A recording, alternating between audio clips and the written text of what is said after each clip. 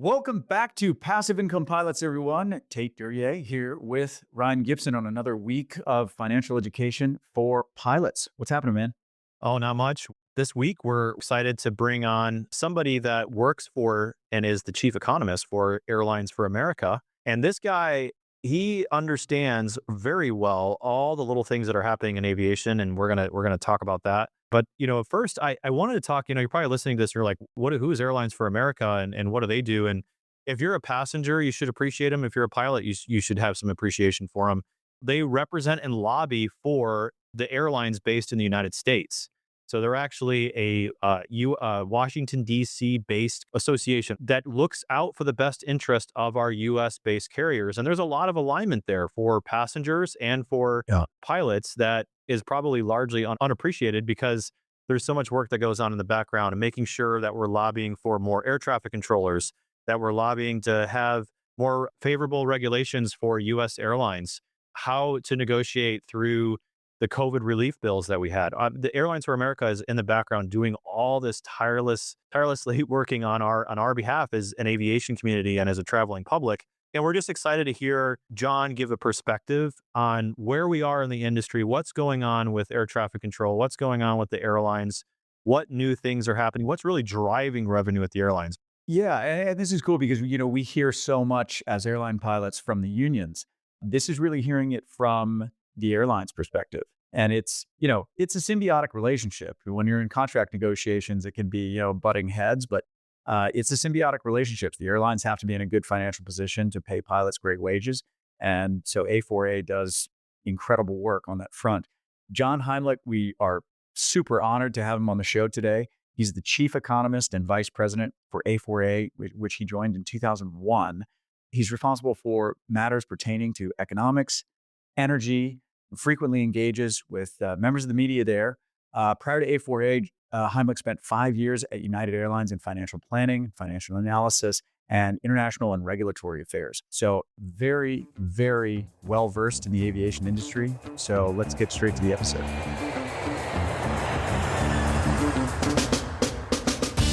Welcome to Passive Income Pilots, where pilots upgrade their money. This is the definitive source for personal finance and investment tactics for aviators. We interview world-renowned experts and share these lessons with the flying community. So if you're ready for practical knowledge and insights, let's roll. John, thanks so much for joining us and coming onto the show and talking a little bit about the airline industry as a whole. Would you mind introducing yourself and just kind of telling us what Airlines for America is and what it does and what you do for them? Sure. Thanks for having me on the show. Nice to make your acquaintance over the last couple weeks. I am John Heimlich. I'm Vice President and Chief Economist with Airlines for America, also known as A4A, and formerly ATA, Air Transport Association of America. I joined in 2001, about 6 months before 9/11, and came there from United Airlines, where I served in financial planning analysis for a couple of years, and then international and regulatory affairs for a couple of years. A4A is our principal airline industry trade association. We had seven until recently six with the last Hawaiian merger, six passenger airline members and three cargo airline members, and essentially the larger ones. We don't have the ultra low cost carriers or the regionals, but otherwise our coverage, especially in terms of traffic share, is huge. And the organization was established in 1936, and it is to serve as a voice, consensus building organization, one stop shop for the media, advocacy. And just before we get into it, to say when we say advocate, we advocate on behalf of our members globally. So sometimes it's a non-governmental issue, but if it is governmental, it could be U.S. federal, but it could also be state and local or international. So stop with that and happy to answer other questions. Yeah, A4A really, from my perspective, serves as the voice of the airlines in Washington and looks out for the interests. And we were talking before the show that, we as pilots appreciate that because, your organization is a big contributor to the fact that the airlines in the United States are healthy and they're looked after from a regulatory perspective. And that creates a an opportunity for us to have these incredible careers. Well, it's really nice to hear you say that. Having gone through 9/11, the Great Recession, and then the pandemic, I don't think I can take one the fourth one. But, especially with the pandemic, all I was focused on is I just kept saying over and over, 750,000 jobs, 750,000. That's what I'm trying to do here. I spent many, you know, long nights in the office, and one Saturday night, the low point was sleeping on the floor of my office until I remembered a colleague on our 12th floor had a sofa in his office. So I went down there, but felt like the Four Seasons at that point. But yeah, I'm really proud of, our work and expanding our employment footprint and preserving the one we have is super important. Definitely. John, let's talk about some wins. As an airline industry, things seem to be in a good spot. What are some of the big wins of 2024 for the airline industry? Yeah, good question. So when you say a good spot, I mean the market, and the demand portfolio for travel and shipping has been quite good last couple of years. Really past that pandemic dip, and in many fronts past our pre-pandemic levels. So on the sort of policy front, we had a bunch. Let's see. I will start with actually a state and local example. We pretty recent within the last month, we after a year of slogging away with the California Air Resources Board, we reached an MOU for voluntary agreements to hit sustainable aviation fuel targets in the state. I don't remember all the specifics. I think it's by 2030 and a certain number of gallons or percentage, but basically, jet fuel is the only fuel that had been exempt from their what they call obligated fuels. So gasoline and diesel and other things had to meet certain targets, and we like the sweet spot where our renewable jet fuel gets the monetary credits that incentivizes producers without having the obligation, which drives up fuel costs, which isn't good for the employees or the customers. So we did push back on sort of a threat to obligate our fuel, and we reached and had a nice, joint ceremony and the announcement with it. So that's state and local. Don't want to too far in. On international, and then I'll come back to the big ones. Federal, international. Most recently, I think we were a joint litigant with IATA and some European carriers on stopping flight caps at Dublin. We seem to be, and that we were successful getting a stay in the courts. A lot of airlines were worried about losing their slots for the summer 2025 season, which would have unquestionably meant less flying and less service for customers, fewer opportunities for pilots. And it seems like these days we're doing a little bit of whack-a-mole in Europe with, it had been Amsterdam. I think there's something looming in Denmark, and of course France has been aggressive on reducing. So look, we are all for, and by the way, it's not always under an environmental rationale or objective. In the case, I should point out, in the case of Dublin, this is kind of nutty, but the um, the federal government, I guess, was they had concerns about the road infrastructure to and from the airport Really? that go back to a 2007 study of inadequate access and egress going to the airport. And what's interesting is the Dublin airport staff themselves said, that's ridiculous. That's an obsolete study. It's not reflective of the current situation. So people always assume these are some green objectives, but that's not always the case. So that was a recent win in the international arena. And then I'll just come back to the big, federal stuff, which I'm sure is the primary interest. Our probably number one win this year has to do with air traffic control, which may hard to believe as you confront some of the challenges every day as pilots. But what we did successfully, primarily in the FAA bill that passed, and that's roughly every 5 years it has to happen, is get statutory language that requires FAA to hire the maximum number of controllers and to adjust their staffing model. And we also, although we need to do much more on this and the agency doesn't sell, we also got some supplemental money for facilities and equipment in the FAA budget and some facilities modernization. But there's a lot more that needs to happen there. We also got to people may not realize one of our functions is to sue, to litigate. Well, we did that. That was the Dublin example, but we had one particular victory. We got a stay on a U.S. DOT proposal to regulate ancillary fees in terms of how we advertise, distribute, and other very prescriptive policies, which don't apply not only to other sectors of the economy, but to other modes of transportation. And that's one thing what drives us nuts all the time is when the airlines get singled out for stuff. And by the way, that's our view on wage issues too in states and locales. If you want to debate things like minimum wage in the state legislature for the whole state, that's great. But don't single out um, airport caterers or something. Just have a broader policy debate about that stuff. So anyway, that stay with the federal appeals court was a big one. One more on air traffic control. It wasn't just hiring the maximum number of controllers. It was the resurrection or reinstitution of the so-called College Training Initiative, which we call CTI.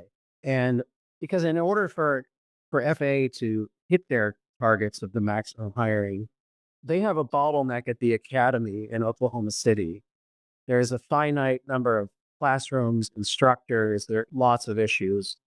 And they had a program which I think was suspended roughly 8 years ago, which they've now got back up and running. It's a long story, but all these colleges like Embry-Riddle, North Dakota State, Beaver State, I think the current NACA president went there, have very solid training curriculums for people who want to be air traffic controllers. And you can do these on dual tracks. I think there's a brief stop at Oklahoma City Academy, but without these other pipelines available, especially given the attrition rates they have either during testing or once someone's on the job with retirement, there's no way to hit these. So getting CTO, they've approved only 2 schools so far, which is a bummer. They should be going at a faster clip. But getting that up and running is huge because if they don't have enough controllers, you guys do less flying and customers spend more time in airspace flow programs. Well, this leads into another question that I had, and skipping a little ahead on our list, but travel just seems to be exploding today. I mean, you go into the airports, and it seems like everybody's traveling. Flights are full. How many more airplanes can you stuff into the national airspace system if Boeing was delivering the airplanes that it said it was going to, and not have a bunch of flow control delays because of airspace restrictions and airport slots? Yeah, my short answer is zero. My second answer is it depends on the part of the country and the sector of airspace. Just using, of course, the Northeast and New York as an example right now, we're under essentially a 2-year waiver of our usage rules in Northeast airspace, where they said you can cut up to as much as 10% of your flying without penalty. And the fact that FAA is going to extend that so long, and we think they might even extend it beyond that, because they only have something like 63 to 65% staffing at New York Center and New York TRACON. Wow. And by the way, nationwide, they're at 80%, which is bad enough. But then you peel the onion and you get to some of these critical locales, and you're talking 35 to 40% staffing shortage. And they're also having trouble with the recent move with some New York-based controllers to Philadelphia. That's complicated. Very interesting.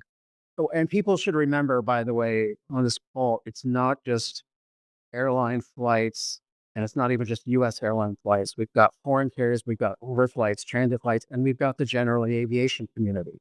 Right. And when you start to get in, whether it's Teterboro or some of these Florida airports, there's a lot of general aviation activity. And if you look at the FAA center, aircraft handled as one of their statistics, and it was an aircraft's an aircraft, and they've got to deal with it.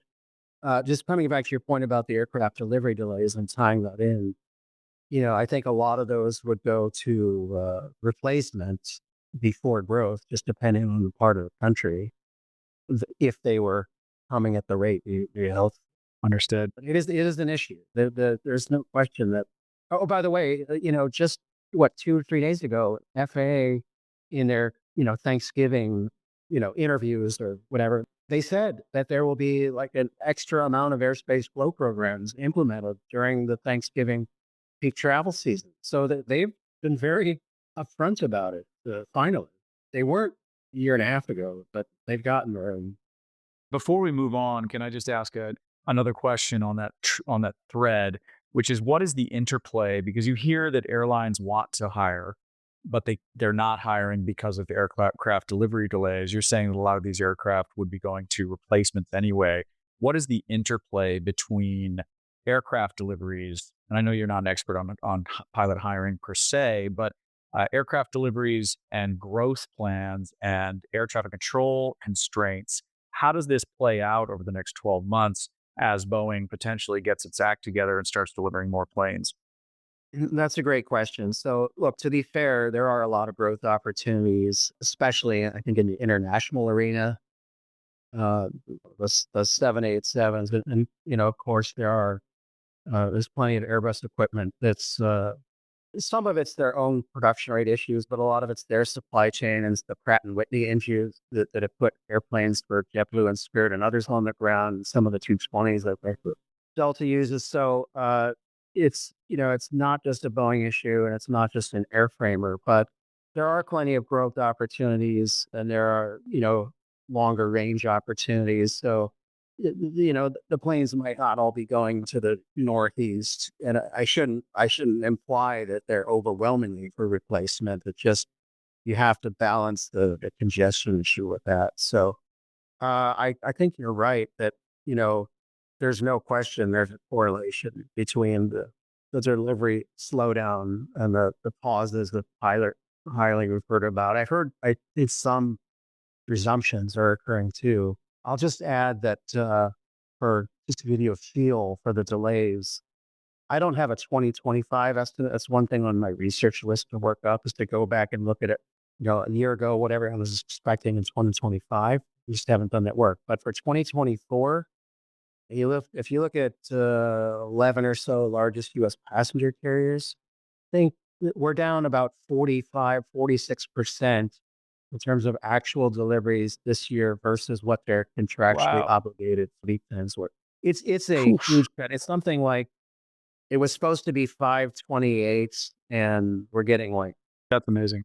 70-ish. I mean, I just to go back and look, there's this for those who want to look on airlines.org, I have a slide on this in our state of commercial aviation debt. So something I track closely. And of course, as you know, if it's a wide body, that translates to, or international, more jobs per aircraft over the course of the year. So, John, the last 5 years have been great for pilots. Obviously, contract improvements have been pretty wide sweeping and massive across all airlines, not just any particular one. How is the airline industry handling that substantial increase in expense? Well, fortunately for several carriers, the revenue environment has been cooperative. So that's the absolute best. Then you have a win-win. You have lots of people flying. You have those rates are sustainable, more job opportunities, and to the extent that you have this newfound ability to, I shouldn't say newfound, but greater over the past 2 years, over the past 15 years, ability to segment your cabin. And, younger generations are really interested in loyalty programs and they get it. I think Delta said it well in this Investor Day. Once you get a little bit of your first taste of premium economy or mint or whatever you want to call it, it's hard to go back and you're going to do it.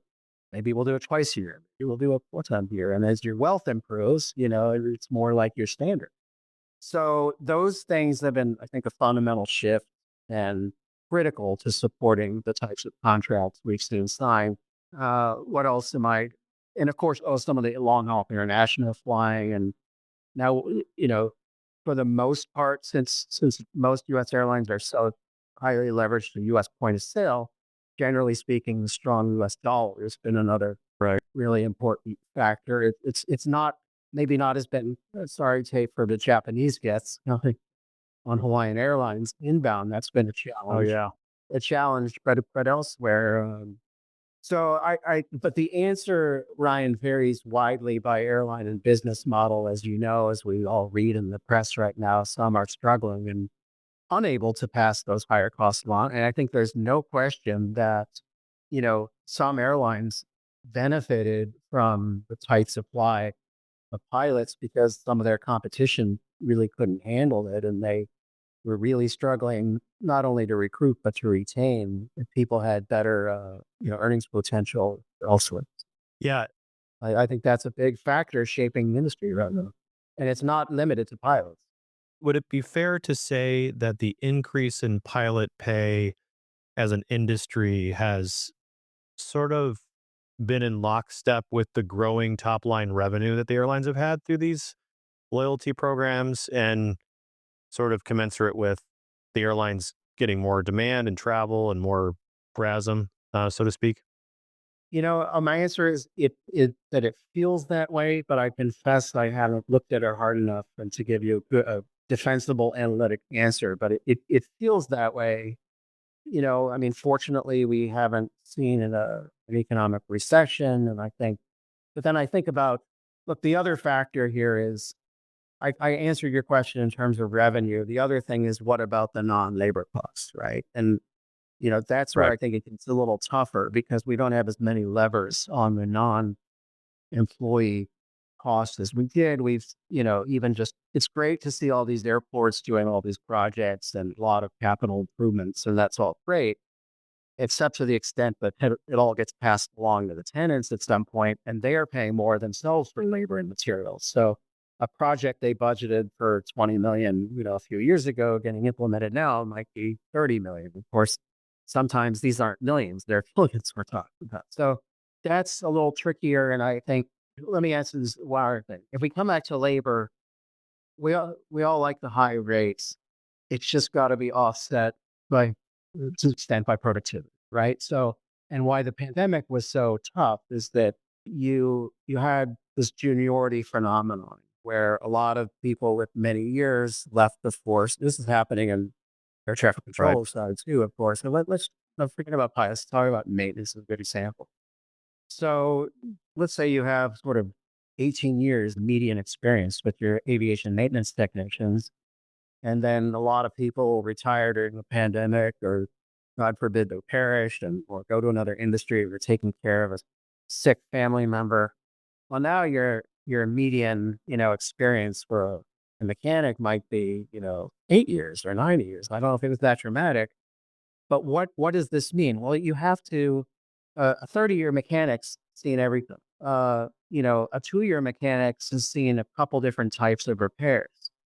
And this means now a repair that used to take and was blocked in for 3, 4 hours might take 7 hours. So that means schedule buffer.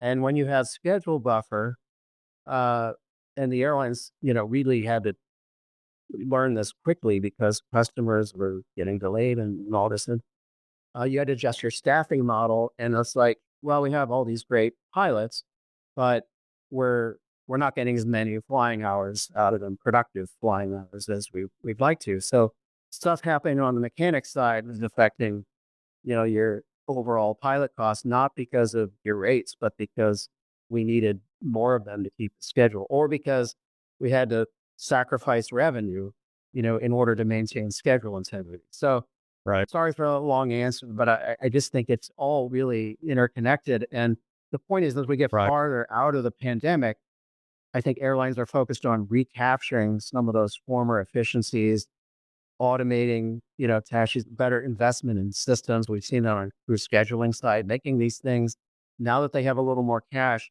making those priorities, because the productivities, I really think is a win all around, and makes those rates more sustainable. Right. That makes a lot of sense. Can I ask three questions sort of in rapid fire and maybe get an answer that pertains to all of them? How profitable is the industry today? Is the airline industry today against a historical context? Meaning inflation adjusted numbers in a 100-year history. How profitable or thin are the margins in the airline industry today? That's one question. Do you see the demand side of things being sustainable and healthy, or do you see it still as being froth coming out of the end of the pandemic? And how prepared do you think the industry is for some unforeseen downturn? So I know that's a lot, but where are we historically, and how insulated are we in terms of some unseen drop in demand, and how robust and sustainable do you think that the demand is? Okay, I'll try to do these concisely. So our I main thing on profitability I look at is pre-tax profit. It's an easy way to compare to other industries and don't worry about well, then we get an aircraft financing stuff. It doesn't matter whether you're renting or owning, and then you also don't worry about different tax NOLs and all that stuff. Uh, so on that basis, I have data back to 1970 for our industry, and a couple things stand out. One, we track against some other companies' industries. We also track against the average U.S. corporation. We can get from the Department of Commerce.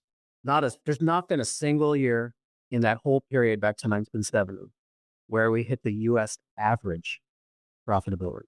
So we always been below. And by the way, the average in the first half of this year was about 17% for the 11 some publicly traded airlines collectively, 2.7% in the first half of this year. And by the way, McDonald's, 39%. The golden arches are truly golden. Right? Now, before a little perspective, before the pandemic, our most profitable year based on margin was actually 2015. And while 19 was the highest back then for volume, it wasn't the highest financial performance. And the way I think about it is 4 years of $100 oil and a lot of capacity discipline. And then oil, and as you know, there's usually a 6-month lag between fares and fuel.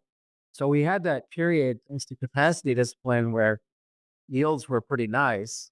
People were starting to really fly more, coming out of the tough years where they were paying high gasoline prices, and when fuel had come down. And so 2015 was really good. And then there was a lot of ultra low cost carrier growth and yields came down, and before you know, we haven't been down.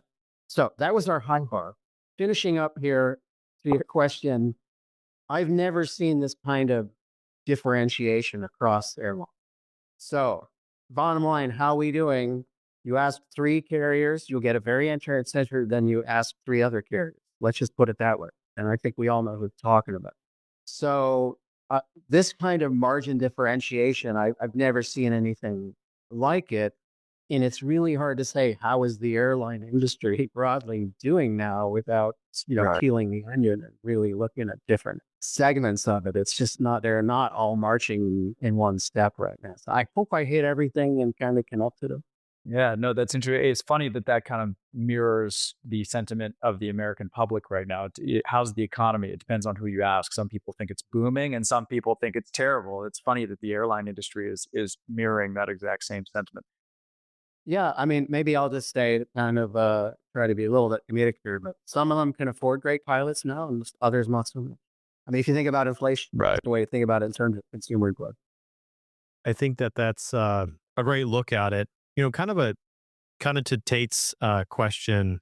Unexpected downturns, and I think as airline pilots, as we go through our career, the wise captain always tells us, it's good now, but in 15 to 20 years, you're going to have that black swan event, and something's going to pop up and cause industry downturn. And I think it's just important to kind of keep that in mind. And depending on your airline's ability to produce revenue and margins and all the things that we just talked about, I mean, it really comes down to the balance sheet and how strong that airline can handle some kind of a catastrophic downturn that we don't see. I wanted to kind of shift it to going back to kind of the pilot pay and industry. What do you think had been the biggest impacts to the airlines in relation to pilots and their pay and their contracts and the supply and the demand issues?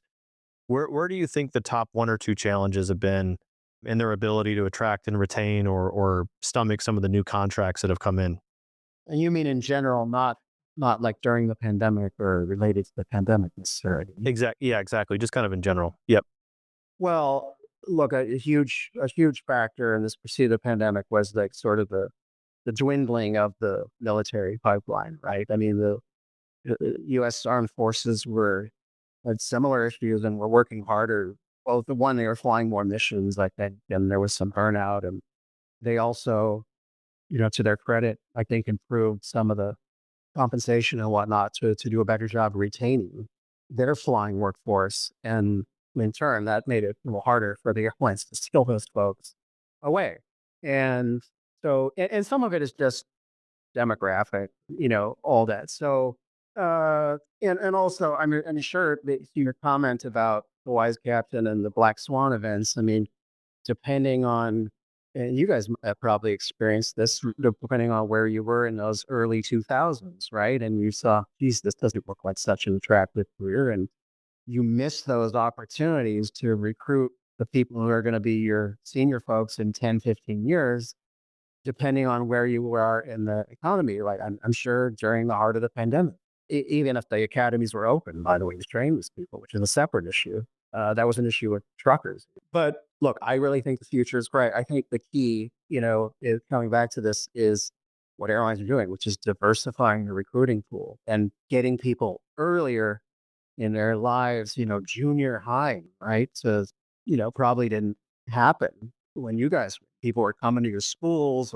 and the creation of all these ab initio academies is just the proof that the secular changes of how we think about going after pilots instead of guaranteeing you a pathway and marketing that. And thankfully now we have tools like social media and all these emails to recruit people and say, hey, did it ever occur to you you could have a career as a pilot? So, and I think it's great and partnering with all these universities, and there's a lot of really good, exciting stuff happening. And I really, coming back to our earlier conversation, I think a lot of this is happening with respect to air traffic controllers too. The good thing for us is we can talk about, generally speaking, come work with us and use state of the art technology. That's not exactly a pitch that FAA can make when recruiting, even though it's a great career in so many respects. I see that. Changing gears a little bit, we obviously have wide sweeping political changes coming with a new president, a new House, a new Senate, mostly Republican majority. And as A4A is, kind of a lobbying group for the airlines, what do you think the potential effects are or the changes? What do you see on the horizon for that? Whether it's positive, negative, or maybe just business as usual? Well, I definitely don't think, broadly speaking, it won't be business as usual. We definitely expect with the change at Department of Transportation, first and foremost, we hopefully have a lot more discussion about infrastructure and enhancements and ways to know things. But, we've taken a lot of hits on the things that are perceived that we do wrong and there are certainly some things we've been needed to improve on, but it feels very one-sided and we end up playing a lot of defense when, like you always hear, good offense can be your best defense. And I think there are a lot of ways we can improve the system. So because the number one thing people complain about is flight delays and cancellations, and so why don't we focus on minimizing those? Yes, we should be doing a better job with wheelchairs. We should be, can always be nicer to people, all those things, but I don't know. Sometimes they really go after us in a way that just seems either disproportionate or singling us out, going back to the earlier thing. Now, that's DOT. So there will be a big change there with that. The more broadly, hopefully the economy stays stable. I think questions on inflation are unclear, depending on what policies actually get implemented. So as far as how that affects demand and the cost of our inputs, that's a factor.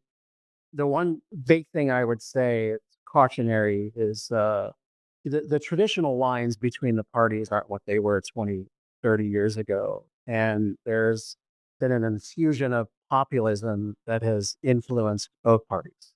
And that often means anti corporation in some respect or another, which can put us in a tough spot. So we have to navigate that very carefully and make sure that we tackle it well. I mean, one other area is, and right away, you saw the president's comments about DI's role in hiring pilots and others. So, we have to navigate those waters. Of course, we just see it as, having the widest possible talent. Now, the other factor is no matter which party someone belongs to, where they live can be important in terms of how they think about rural air service versus a big city airport and access. So, it just seems that every year there's a study on small community air service. And, you can connect that back to partly to the pilot supply issues, to aircraft economics. And, while I said we do like the higher rates and what they mean for people, they do have implications for, particularly for small community air service and whether people are willing to pay fares that, makes those smaller markets sustainable, especially at a time when most people are willing to drive, 60 to 120 miles to go to another air. We are, kind of cliche, but cautiously optimistic. I think we'll be playing a lot of defense, and hopefully we can go more on offense and improve the air traffic management system. And whether it's staffing or facilities and equipment, those will be our priorities. And of course, continuing to we're excited about the things already that TSA and CDP have been doing with respect to use of technology and the checkpoints of the future and biometrics. So that's all good stuff, irrespective of party. There's some really good default measures. That's great. Thanks for sharing that. Yeah, it's seems like it's addressing the root cause rather than the lagging effect of a delay and punishing the airlines for a delay when in fact going after the root cause, like improving the infrastructure and hiring air traffic controllers, should be the focus.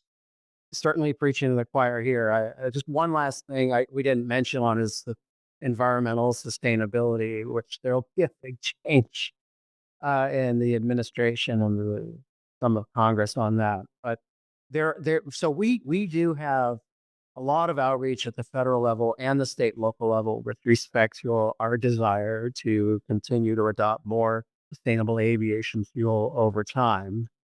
And one interesting thing is, of course, a lot of the feedstock to support conversion into a sustainable aviation fuel resides in many rural or Republican districts and states, Georgia and the like.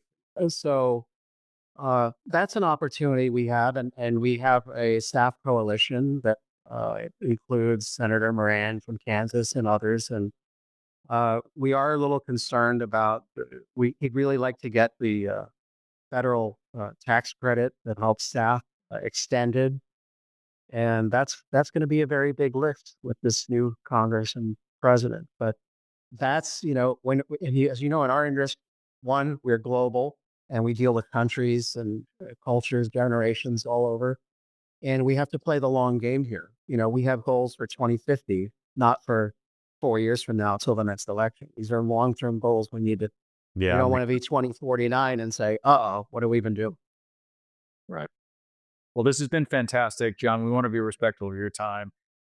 Can I just ask one last question, which is, if you are bumped into a pilot at the airport and you had one piece of advice to give them based on all of your decades of experience in the airline industry, what would it be? I would say probably that I think a lot of the transformation that's occurred over the last 10 to 15 years has been really good for everyone in the industry. Our staying power, our ability to withstand higher, whether it's higher costs across all our business. And, we, until the Spirit filing, we hadn't had a major bankruptcy since 2011 with American. And I think there's a reason for that. And, let's all stick together because we want to grow financially and we want to grow our employment footprint. And I really think there's a lot to be said for the symbiosis of the two. So, It's fantastic. and tell your grandkids they should be pilots. So we have a future supply. I love that. I love to hear that. Yeah, that's good. That's good to hear. Well, controllers. Yeah, or air traffic controllers. Yeah, another great profession. John, you put out such a good economic report data. How do listeners review what you write or learn more about some of the content that you put out about the airline industry? Yeah, so we do these holiday forecasts. Early we talked about advocacy, but we also do some on behalf of our carriers. On behalf of the whole industry, we talk about 31 million passengers over Thanksgiving and the summer forecast and all that. And there's some of that on our social media and Twitter. Not from a lot of my personal thoughts are captured in two slide decks in particular on our website, airlines.org, and then you go to impact, and you guys are welcome to share the links with your audience. So it's not hard to find. One's kind of a shorter term focus called State of Commercial Aviation. The other one is a broader look at the decades about industry review and outlook. And I update it all the time, kind of obsessive about it. So I don't like old stuff. And a lot of my ideas are shaped by talking to people like you and going to meetings and interacting with employees. And if you have thoughts or say, have you looked at X, Y, and Z? I love that stuff. So it's a two-way street. We'll link to that in the show notes. Thank you so much for your wisdom. Thanks for coming on. This has been fantastic. Thank you. Good. And hopefully your audience enjoyed it, and hope to be back someday. Thank you. We would love it. Thanks, John.